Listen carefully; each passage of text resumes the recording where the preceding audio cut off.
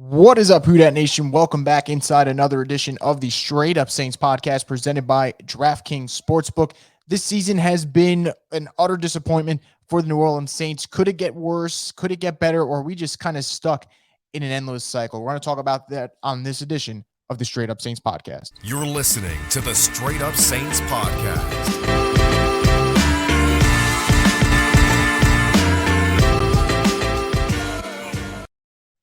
Once again, guys, welcome back inside the Straight Up Saints podcast, part of the Boot Crew Media Podcast Network here. And this season has been a really, really disappointing time. I know a lot of us came into it with playoff expectations, including myself. I kind of thought this was a 9-8, 10-7 roster. And funny enough, if they lose this Sunday, they'll already get to the 7 losses that I probably thought that they would have the entire season. And I think for a lot of us, it was based on the roster, right? You look at this team, you thought they were constructed well and said, there really is no way they can't lose this many games, although they have now. And I think a lot of it falls on the harsh reality that this isn't a well-coached team. And I know that it's only week 10 in some people's eyes, although I think that's pretty damn late in the season at this point. But I think you are what you are in the NFL. Some people are able to change that. You see people like Geno Smith kind of rewriting their narratives and their story, which I think is awesome. But some people, you get second chances, sometimes third chances, sometimes fourth chances, and you just are who you are. And I think for the New Orleans Saints, that is the case with Dennis Allen. I've been pretty harsh on this situation, maybe more than most, maybe less than some other people, but I've been very clear about this whole thing. I don't think Dennis Allen is the head coach that will get the Saints to where they want to go. And more importantly, when you look at the current state of the New Orleans Saints, I think they need someone way better, way more creative, way more innovative, a lot younger, different ideas than what Dennis Allen's bringing to the table. Because I think when the Saints brought in Dennis Allen, they brought him in with the idea that he's going to keep this ship sailing, just keep this thing cruising, just like Sean Payton had it going. Well, that ship is no longer sailing. That thing hit the iceberg. And it hit the iceberg on Monday night, just like it hit the iceberg against the Cardinals, just like it hit the iceberg against the Bengals, just like it hit the iceberg against the Panthers. This team has hit that iceberg. And now we're just slowly watching the rest of the ship sink. And that's what this season's been like. And for people who think this is harsh and it's 1 year, how can you get off on Dennis Allen? I said this from the moment the Saints hired Dennis Allen. And by the way, I was okay with the hire because I got the idea of trying to keep things as close together and as close kind of image-wise as it was before Sean Payton left. I understand why they did that. Not saying I agree with it, but I understand why they did it.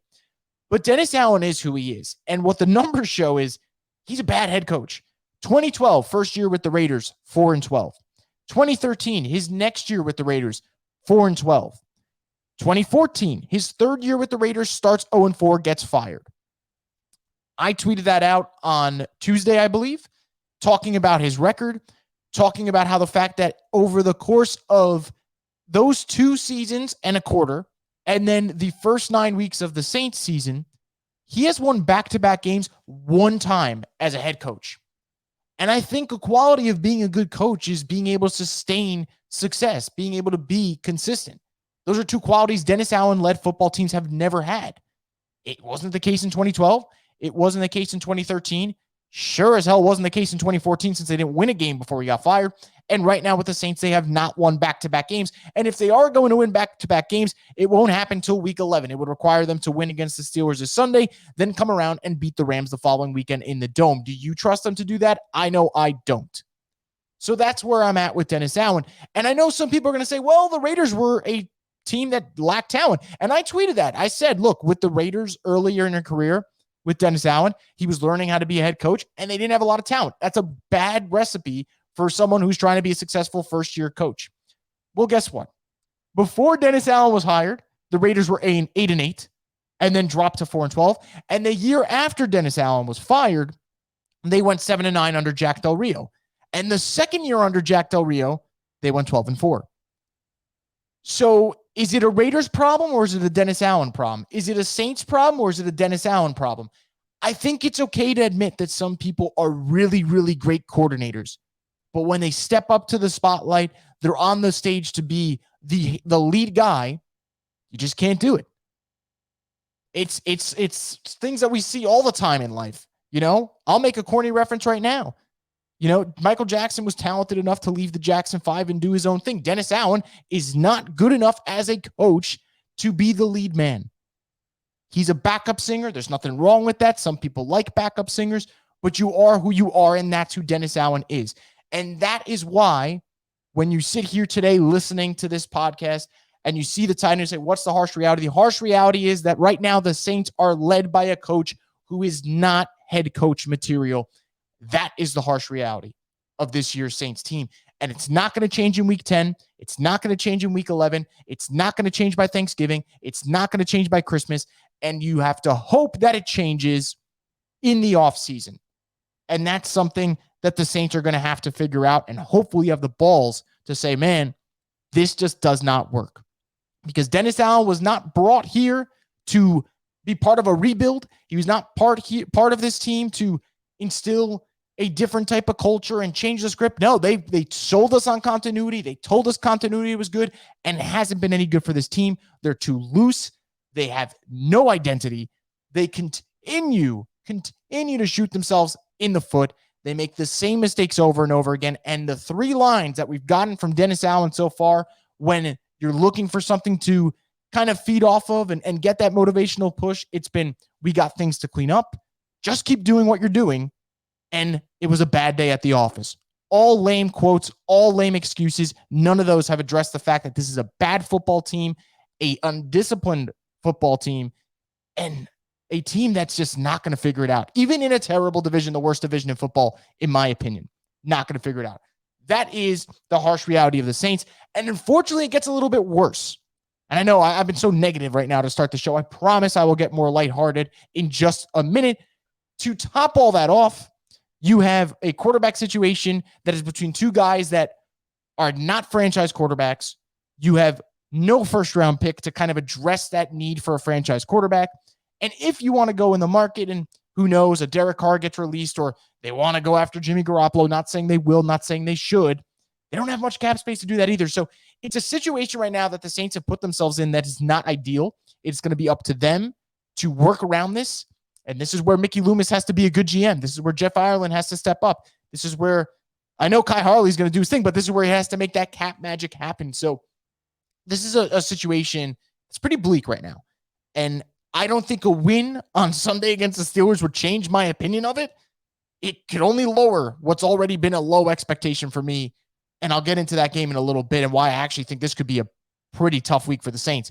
But I think that's where I'm at right now. And I think if you're at that as well, great to be in agreement. If you disagree and you think I'm not giving Dennis Allen a fair shake, at what point do we say that enough's enough? Because we've seen head coaches, like think about David Culley on the Texans, who I think actually got way more out of his roster than Dennis Allen has gotten out of any roster, got fired after 1 year, and Dennis Allen is now in his 4th year as a head coach, and he still sucks at it. I think that's a little bit unfair. Goes to the whole double standard thing. And I think after this should be the last time he ever gets a head coaching job. We were sold on him learning from his mistakes. He just makes the same mistakes over and over again and then tells us they'll clean it up and they don't clean it up. So that's where I'm at with the Saints. So let's get into some weird / funny / somewhat juicy, I'm not going to say information, but social media activity, because I know you guys kind of like that stuff. And I was fascinated by it this week when I found out. So I'm scrolling on Twitter and Twitter kind of changed this week. Elon Musk did the whole thing with verifying people if they pay $8 for it. And I know a lot of people will pay for it. That's your decision if you want to do it. I do not. I like the concept of Twitter being free. But if people want to pay for Twitter Blue and edit their tweets and whatever, and then you get the whatever, that's your idea. Just don't make fake Adam Schefter tweets like some moron did. But I'm looking through the section for like verified interactions, and under one of them, it said Peyton Turner liked to reply to my tweet. And I was like, what the heck is this? So I go through it and I look, and I'm going to pull it up here to read exactly. Peyton Turner liked a reply to a tweet of mine that said, in quotes, "Why are they rolling with Dalton?" Now, that reply was to a tweet of mine that said Peyton Turner and Chris Olave were the only bright spots in my mind from the Saints-Ravens game. So This is my theory on this. Peyton Turner finishes the game. I thought he played pretty well again. I'll have to go back and watch again. I've been dreading the rewatch of that Ravens game, but I will get back to it. And he searched up his name on Twitter. My tweet came up, which makes sense. A lot of you guys interacted with it, so that probably algorithm-wise pushed it up. He saw the tweet, scrolled through the replies, and I'm going to say he accidentally liked this. But if he did purposely like that Andy Dalton thing and then was like, oh my God, I have to pull it back because he no longer liked that tweet. Now I got screenshots because screenshots are permanent, but I'm not trying to say he did this on purpose. Just the timing of it and the tweet that ended up getting liked was hilarious because some people replied how it's great to see Peyton Turner playing well, and those replies didn't get liked, but that one accidentally did, which leads me to believe it was a genuine accident from Peyton Turner. But it just makes me laugh that this is where we're at, and that's not the only thing. Another tweet that got unliked, Michael Thomas liking a tweet about the Saints medical staff and how they easily clear people, and it was a gif of the security guard that's just letting people go by, and it said that's the Saints medical staff. He liked that tweet. It got screenshotted, or screenshot, I guess. No, screenshotted. That would make no sense. Someone screenshot it, and then he unliked it. So we have reached the phase of Twitter, the dark days of Twitter, that some players are unliking tweets, whether they did it on purpose or it was on accident. I think the Peyton Turner one was probably accidental, but if it's true, then that's not a great sign because then people are questioning the quarterback decision. And then the Michael Thomas one, we know MT's social media activity enough to say probably knew what he was doing and then said better off for me to take it down and take the high road after he already drove down the risky road. So that's the way this season's gone. Headlines for this team have always been weird headlines. You get 1 week to kind of say, wow, that was nice. And then they go right back to the shitter. But I found that stuff funny. And I figured you guys would kind of find it fascinating what happened there. Again, I'm not going to share the screenshot for Peyton Turner because I really do think it was a genuine accident. But when I saw it on my phone, I just couldn't stop laughing. I thought it was pretty hilarious that unfolded. So let's get into the Saints-Steelers game. The Saints got a game this weekend, unfortunately for some of you. And they're playing a bad Steelers team. I go back to 2018, Saints-Steelers. First off, that 2018 season, I dearly miss it, especially now more than ever. And that's why I tell people, like, you want a Super Bowl because Super Bowls are forever, but you enjoy the wins during a season because you could always go back and revisit them. And there are so many times I revisit games for the 2018 season and say, man, those were the good times. And you miss them. So back then in 2018, and I say back then as if it was so long ago, it was just 4 years ago, Saints-Steelers regular season game, one of the better regular season games of that season. Playoff atmosphere, so much at stake for both teams. Saints are trying to get the 1 seed. Steelers are trying to get a playoff spot. Now you flip it to 2022. These two teams both have 6 losses each. These two teams both have uncertain quarterback situations. These two teams are both in jeopardy of being maybe last in their divisions. But at least the Steelers do have their first round pick for next year. But again, mirror images in the sense that not a lot of direction right now. Weird quarterback situations. Both have 6 losses. Here's where I get nervous about this game because I think it's easy to see the Steelers' schedule and be like 2-6. They're a bad team, and they're a bad football team this year. They are, but they're coming off the bye week. The Saints are coming off a short week. That concerns me. 14 days of rest, 6 days of rest. The Saints didn't practice Wednesday. They used it as a recovery day. It's a short week, so that is a little bit concerning to me. Another thing that's really concerning to me: TJ Watt will be back. TJ Watt suffered a partially torn pectoral muscle in week 1 against the Bengals. And when an injury like that happens, some people, you go, man, they're out for the year. When it happens to a Watt brother, you assume that they're going to be back at some point in the season. And when it's a Watt brother who's got the Saints on their schedule, you can absolutely guarantee they will be back for the Saints game. I said nothing heals you like playing the Saints. Nothing. And look, TJ Watt's one of the most exciting players in football. He's arguably the best defensive player in the football. I think the absence of him and how much of a hit the Steelers have taken without him kind of validates that. I know Micah Parsons is awesome. I know Nick Bosa is awesome. I know Aaron Donald's awesome. I think TJ Watt right now is probably, for my money, though, the best defensive player in football.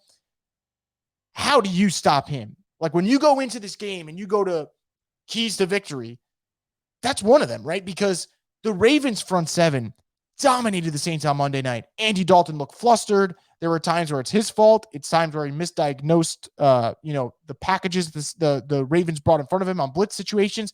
There were times where the Saints just got flat out beat. How do you stop TJ Watt if he's anywhere close to 100%? If he's 80%, how do you stop TJ Watt? He is a wrecking ball. He's someone that doesn't have to get a sack to make an impact. can knock down passes, can intercept passes, can force fumbles, make big plays in the run game. That is going to be a key for this game. What is your answer for TJ Watt? I don't know if they have one. And to make matters worse, Eric McCoy and Andrews Peat are both injured this week. So you might not have Peat or McCoy. And if that happens, you're missing 2 interior offensive linemen. You probably kick Ruiz over to center. And then you probably have Lewis Kidd and Calvin Throckmorton as your starting guards. That would be hell for this team.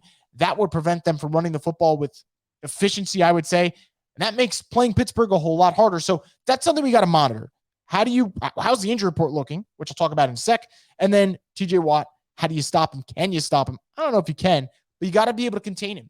Because Justin Houston, who's at this point in his career, an aging vet, although having a stellar season, was dominant on Monday night against the Saints. Dominant. 2.5 sacks, interception, wrecking ball. One of the players of the week in the AFC. What does TJ Watt do this week against that same unit? That scares me. It does. I'm telling the truth. The second thing, and this should be a positive for the Saints, but boy, if they don't capitalize on this, I will rant about it on Sunday after the game. I can guarantee it. Kenny Pickett, who, by the way, I actually wanted the Saints to consider drafting because I thought they had to get a young quarterback. So far, he's been disappointing, though. We'll see what happens with him. He's got time to learn. I wait 2 years before I start judging quarterbacks anyway. But Kenny Pickett, he didn't get a play in September. October 2nd, first game he starts playing against the Jets. He's only played in October. He already has 8 interceptions this season. Top 5 in the league in that category. Saints have 2 picks this year. They better have their 3rd interception on Sunday. They better. I know Marshawn Lattimore's probably going to miss this game. It does not matter to me. You're playing a rookie quarterback who has turned the football over at a very high rate this year. You got to get an interception. You have to.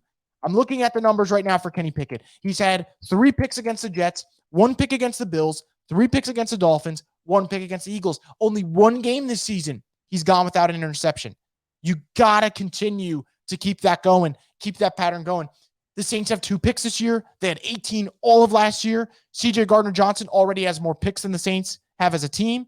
Marcus Williams, who's been out since like week 4, has more picks already than the Saints have as a team.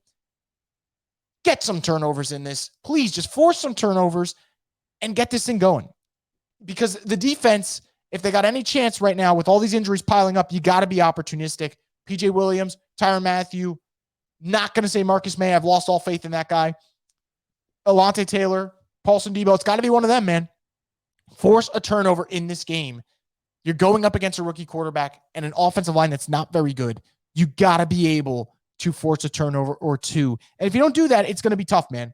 It's going to be tough because if you don't force turnovers, you're really relying on, a game that's going to be a slugfest where you're banged up. Because I don't like to use injuries as an excuse for why Dennis Allen's a bad coach. I think Dennis Allen's just a bad head coach. But, I'm looking at the injury report now, and it's very possible, just reading it right now, you could be without Pete Werner, you could be without Eric McCoy, you could be without Andres Peat, you could be without Marshawn Lattimore, and you could be without Marcus Davenport, who I'm going to talk about in just a second. You could be without all those guys against the Steelers. And again, injuries are a part of the game, but at some point when it's that many, how do you win, right? We saw last year, even the great Sean Payton, the Saints are so injured, they went on a 5-game losing streak at some point. So that concerns me. And that is just as much of a key to this game as other things, right? The health of this team. So I'm looking into that. And that's why I stress, got to force turnovers against Pickett, because you may need an extra possession or 2 because you're banged up as hell right now. So that's interesting to me. Now, I mentioned Davenport. I have been very patient with Marcus Davenport, patient than most. Okay, I don't say the 2 first nickname. I don't crack jokes about what his preferred choices are of like anime or whatever. I know people like to crack jokes about that. I don't get into all that. And I thought last year he was awesome. And he showed last year when he's healthy, he can be a really good football player. I'm not one of those people who think that you need to have sacks to be an impact player, because I think it could be an overrated number. I think I'm liking pressures, quarterback hurries, things of that nature. You can do that, maybe not sack the quarterback, but still impact the play. So that's why I don't get all caught up in that. I remember Carl Lawson 2 years ago with the Bengals was, top 10 in the league in those categories, just didn't have the sacks. And that questioned whether or not he's a good player. So I don't get caught up in that. But when you're in a contract year, you need to produce. You need to. And go look at the Giants with Saquon Barkley, hurt for the last 3 seasons. Contract year for him. Balling the hell out. He looks like one of the best running backs in the league. He has really been the driving force of the Giants offense. He's doing his thing. I look at Josh Jacobs, contract year, balling the hell out. Marcus Davenport is doing anything but that at the moment. He's just not playing the brand of football that I would like him to play. And you're looking at his numbers this year, you're probably going to see him have a career low in most stats. And again, I'm not a guy that likes to go off the stats for him, but I'm going to pull them up because I think it's important sometimes. Marcus Davenport, who has been healthy for pretty much this entire season right now until this week. If you go off sacks, and I don't like to do that, he's got half a sack this year. He had 9 last year. His lowest is 1.5. That's not great. So QB hits, 16 last year. He's got 5 this year. He's on pace for less than 10. That's not great. That's a stat that you would like him to see better in. Pressures, he's got 21 last year. He's got 11 this year.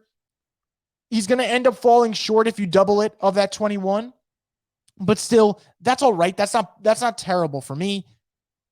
But the impact plays, man, in a contract year, it's one thing to not love football. And I'm not saying he doesn't love football, but it's one thing for some guys to not love football and you just see it as like it is your job and you get paid very well to do so.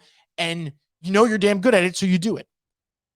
Contract years, though, like, don't most of these guys love money? Don't they want to make life-changing money? I'm just shocked that Marcus Davenport in a contract year is not putting up great numbers. He's just not.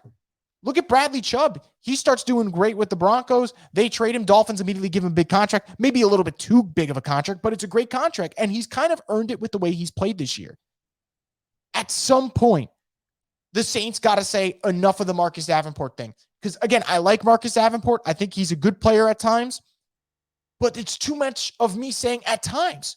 Too many times I have to say, yeah, he was good then, or he was good last year, or, sometimes he makes good plays. Enough of that. Got to be consistent. And if Peyton Turner continues to keep this streak of 2 games in a row where he looked good, screw it, man. Peyton Turner is going to be the starter next year and figure it out. Now, the problem is he's still on the books next year for them. Whether or not he's on the roster, that could impact what they do. But I'm at the point with Marcus Davenport where I'm stunned. It's a contract year. Why are you not putting up great numbers? Trey Hendrickson, great numbers, balled out, got paid, left. Marcus Williams, contract year, balled out, got paid, left. I don't care if you're getting paid by the Saints or getting paid by someone, but goddamn, go get paid. Go get paid. You're not playing well enough to go do that. And it's just shocking to me. So all in all, this is a banged up team going up against a Steelers team that's got a bye week, got TJ Watt back. They don't got Chase Claypool. He's now on the Bears. That should help a little bit in terms of how many weapons you have to account for. But I think this is going to be a slugfest. I think this has the makings of a 20-24 type of game. And this is where I'm at.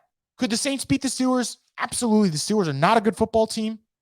And they're both kind of middle of the pack right now of being a mid team. That's what they are. But here's where the problem lies. And it goes back to just the whole subject of this episode, the harsh reality of things. If the Saints beat the Steelers and they get to 4-6, do you trust them to turn it around and put together a win streak? I don't. And that's the part that sucks about this. And on the flip side, if they lose to the Steelers and they fall to 3-7, you can end the season right there. 3-7, when you know at least one of the Panthers or Falcons will win on Thursday night when they play. The Buccaneers are a game up and have the win against you head-to-head. And you're really injured, pack it in. And I'm very fascinated to see how the Steelers game goes, because when I watched the Ravens game, body language, a lot of people were deflated. Seemed like a lot of people had no interest in that fourth quarter. Not saying I could blame them, but that always falls on coaching. Even when the Saints were banged up last year, and you could call it false hope, you could call it garbage time, whatever you want, they kept making little comebacks towards the end, and then they lose because they didn't convert a 2-point conversion against the Titans or a 2-point conversion against the Falcons. But they fought till the very end. And again, I think, as always, attitude reflects leadership. The Saints team has the attitude of their coach. Laid back, mistakes happen, whatever, live with it.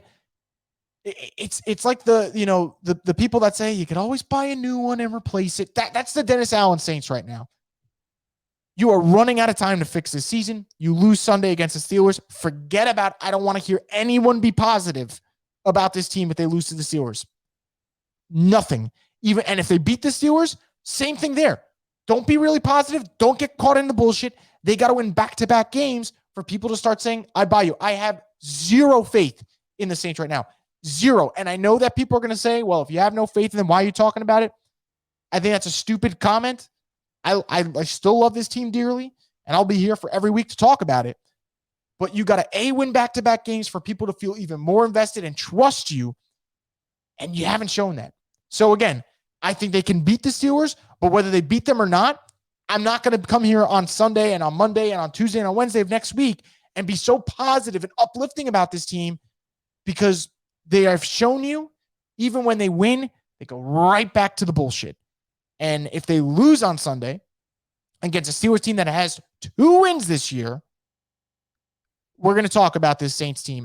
And everything that I said to start the show, I feel will be even more validated because I promise you there's nothing good that comes out of this season other than the Saints are bad enough that the front office says, well, Dennis is not our guy. And once they figure that out, and it shouldn't be hard to figure out, but boy, it seems like it's taken them a while, then we can start talking about how they get this thing back on the right tracks. And I don't care if you think I'm being harsh. I'm just over the Dennis Allen-led Saints doing the same thing over and over and over again because it's exhausting. And even if they beat the Steelers, they're going to just do it right again, whether it's against the Rams, the Niners, or the Bucs. Those are their next 3 games after that. They'll find a way to fall back into the trap. They always do under Dennis Allen. So we'll see what happens. Again, I'm very sorry for being negative on this podcast. I don't like to be negative. But we got to be realists. And I think with the Saints right now, that's where I'm at with this team. Not well coached and don't know how to sustain any success. I hope that changes, and I hope maybe Sunday just started that. But again, I need to see it consistently. Until then, I'm going to be a little bit skeptical about it. So sorry again that it was negative, but that's going to wrap it up for this edition of the Straight Up Saints podcast. As always, guys, if you appreciate the content, leave a thumbs up on YouTube, comment. I'll get back to you on it. Tweet at me. I'll always reply to anybody talking about the Saints. You guys know that. Even if it's non-Saints related, I usually reply anyway. And make sure you subscribe to Boot Crew Media's YouTube page. A lot of fun stuff. Pelican stuff, LSU content, obviously Saints content, as you guys know already. So make sure you guys are in that. And make sure you stay tuned for another edition of the Straight Up Saints podcast, the destination for the Who Dat Nation.